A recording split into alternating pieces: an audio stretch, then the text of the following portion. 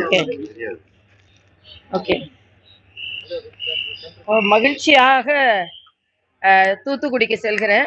4300 கோடி ரூபாய் திட்டத்தை மரியாதைக்குரிய பாரத பிரதமர் அவர்கள் இன்று திறந்து வைக்கிறார்கள். தென்பகுதி மக்களுக்கு மிகுந்த ஒரு பெரிய உதவியாக இந்த விரிவாக்கம் இருக்கும்.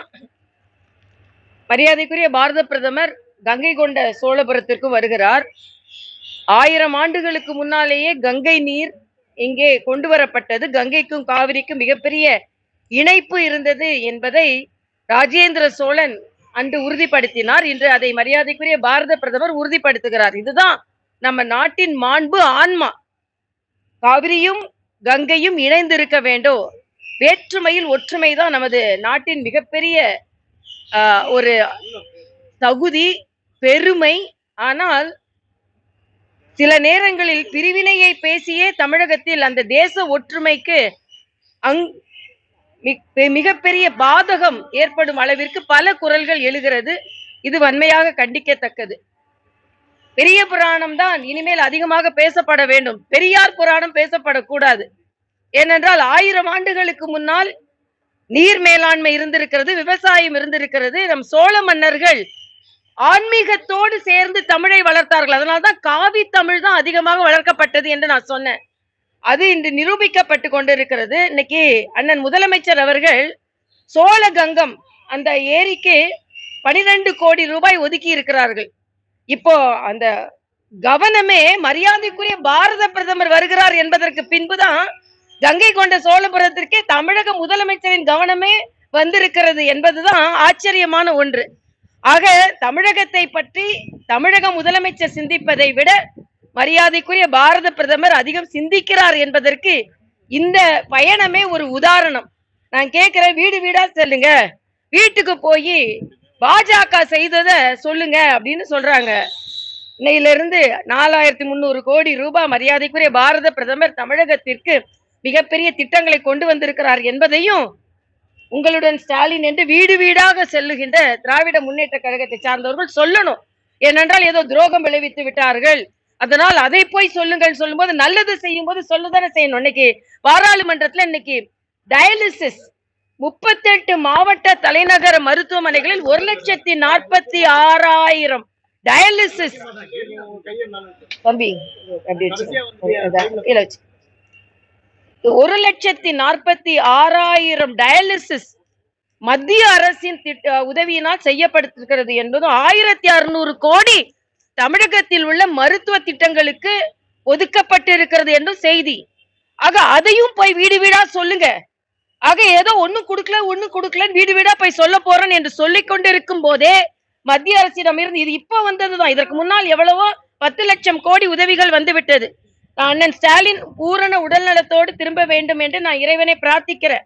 ஆனா அதே நேரத்துல உங்களுடன் ஸ்டாலின் என்று தனியார் மருத்துவமனையில உட்கார்ந்து கொண்டு காணொலி மூலம் மக்கள்கிட்ட பேசுறதை விட அரசாங்க மருத்துவமனையில உங்களோட ஸ்டாலின் என்று அரசாங்க மருத்துவமனையில சென்று சிகிச்சை எடுத்துக்கிற ஆஞ்சியோகிராம் அங்க இல்லையா?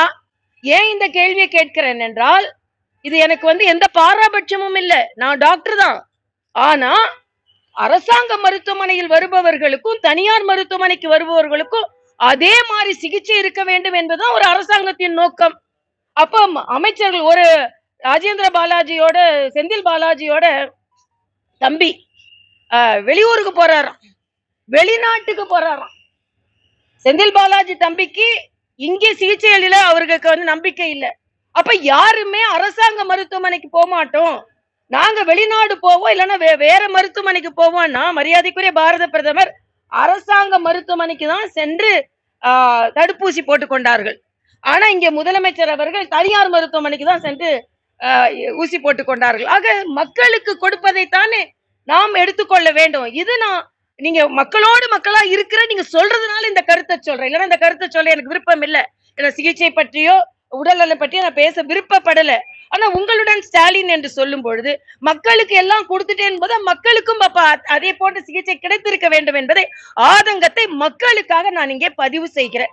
அதே மாதிரி இன்னைக்கு மரியாதைக்குரிய நமது சுகாதாரத்துறை அமைச்சர் திருட்டெல்லாம் இல்ல, கிட்னி திருட்டெல்லாம் இல்ல, அது ஒரு முறைகேடு. நான் கேட்கிற ஒருத்தர் திருட நம்ம வீட்டுக்கு வந்துட்டா திருடலாம் இல்ல, ஏதோ கொஞ்சம் எடுத்துட்டு போயிட்டான் அப்படின்னு சொல்லுவோமா? எவ்வளவு பெரிய பிரச்சனை நடந்து கொண்டிருக்கிறது. அது முறைகேடு என்று நீங்கள் பூசி மெழுகினீர்கள் என்றால் எவ்வளவுக்கு எவ்வளவு பிரச்சனைகள் அங்கே ஆழ புதைந்திருக்கிறது என்பதையும், இந்த கிட்னி திருட்டினால் மக்கள், ஏழை மக்கள், பாமர மக்கள் எவ்வளவு பாதிக்கப்பட்டிருக்கிறது. ஏதோ அந்த மருத்துவமனைக்கு நாங்க சிறுநீரக அறுவை சிகிச்சை லைசன்ஸ் தடுத்து போயிட்டோம்னு சொல்றது மட்டும் இல்ல, இது இன்னும் எவ்வளவு நடந்திருக்கிறது. இதுல திராவிட முன்னேற்ற கழகத்தை சார்ந்தவர்கள் பங்கெடுத்திருக்கிறார்கள். அதாவது பலாத்கார பிரச்சனையா இருந்தாலும் சரி, பாலியல் தொந்தரவா இருந்தாலும் சரி, கொலை கொள்ளையாக இருந்தாலும் சரி, இன்னைக்கு கிட்னி திருட்டாக இருந்தாலும் சரி, எல்லாவற்றிலுமே திமுகவின் நிர்வாகிகளுக்கு பங்கு இருக்கிறது என்பது மிக மிக வேதனை. அப்படி இருக்கும் போதுதான் அந்த இன்வெஸ்டிகேஷன் தான் இல்லாம அப்படி மூடி மறைக்கப்படும். எல்லாவற்றிற்கும் மேலாக பீகாரில் நடந்து கொண்டிருக்கின்ற சீர்திருத்தம், அது சீர்திருத்தம் இல்லையா, முறைகேடா.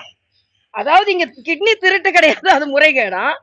அங்க சீர்திருத்தம் நடைபெற்றுக் கொண்டிருக்கிறது. நீதிமன்றமே சொல்லிடுச்சு, இறந்தவர்களின் பெயர்கள் அதிகமாக பீகாரில் வாக்காளர் பட்டியலில் இருக்கிறது, அது நீக்கப்பட வேண்டும் என்று. அப்ப நீதிமன்றம் சொல்ல, இவங்க என்னன்னா, திமுக போன்றவர்கள் இறந்தவர்களின் வாக்காளர் பட்டியலில் இருந்தாலும் இவங்களுக்கு வசதி, அதை வைத்துதான் இவங்க வெற்றி பெறுகிறார்கள். அதனால அவங்கள நீக்கப்பட்டவுடனே இவங்க பதற்றம் அடைகிறார்கள். அது நேரடியாக முறைகேடான வாக்காளர் பட்டியல் திருத்தப்படுகிறது என்பதுதான். எல்லாத்தோட ஒரு பரிகசிக்க கூடியது என்னன்னா, ராகுல் காந்தி இன்னைக்கு சொல்றாரு, 15 வருஷத்துக்கு முன்னாலேயே சாதிவாரி கணக்கெடுப்பு நடத்தி இருக்கணுமா. எப்ப சொல்றாரு? இன்னைக்கு சொல்றாரு. ராகுல் காந்தி அவர்கள் இதுக்கு முன்னால எவ்வளவோ நடத்தி இருக்கணும். நீங்க எதையுமே செய்யலனாதான் இந்த நாடு இன்னைக்கு முன்னேறாம இருக்குது. ஆனா 11 ஆண்டு காலமாக இந்திரா காந்திக்கு அடுத்தபடியாக அதிக நாட்கள் இன்று வீறு நடை போடுகின்ற பிரதமராக நம் பிரதமர் இருக்கிறார் என்பது மகிழ்ச்சி. இன்னைக்கு சாதிவாரி கணக்கெடுப்பு நாங்க நடத்தினோம்னா 15 வருஷத்துக்கு முன்னாலே நடக்கணுமா. இப்படிதான் நீங்க எல்லாத்தையும் 15 வருஷத்துக்கு முன்னாலே நடத்திருக்க வேண்டிய வளர்ச்சியை இந்த நாட்டிற்கு கொடுக்கவில்லை. இன்று நீங்க திரும்பி பார்க்கறீங்க. நாங்கள் இன்று மற்ற நாடுகளை திரும்பி பார்க்க வைக்கிறோம் என்பதான் எனது கருத்து. நன்றி தம்பி. தமிழ்நாட்டில் வாக்காளர் பட்டியல் திருத்தம் வேணும்னு நினைக்கிறீங்களா? ஆமா, நல்லது. இப்ப எங்களோட தொகுதியில 40,000, டி நகர் தொகுதியில மட்டும் 20,000 வாக்காளர்கள் அன்னைக்கு இல்ல. தம்பி அண்ணாமலை அவங்க தொகுதியில 1 லட்சம் வாக்காளர்கள் காணாம போயிட்டு சொன்னாங்க. அதனால வாக்காளர் பட்டியல் திருத்தம் தமிழகத்திலும் இருக்க வேண்டும். ஏன் நீங்க பதறீங்க? இறந்தவர்களின் முறைகேடான பதிவுகளை தானே நீக்குறாங்க. அதுக்கு பதறப்பட வேண்டிய அவசியம் இல்லையே. நாங்க பதறல. ஏன் பதறுகிறார்கள் என்றால், இவர்கள் நீக்கப்பட்ட வாக்காளரை வைத்துத்தான் இவங்க தமிழ்நாட்டுல இவர்கள் சாதனை படைத்துக் கொண்டிருந்தார்கள் என்பது அவங்களுக்கே தெரியும். இன்னைக்கு இதே போல வாக்காளர் பட்டியல், முறைகேடான வாக்காளர் பட்டியல் எல்லா இடங்களிலும் திருத்தப்பட வேண்டும்.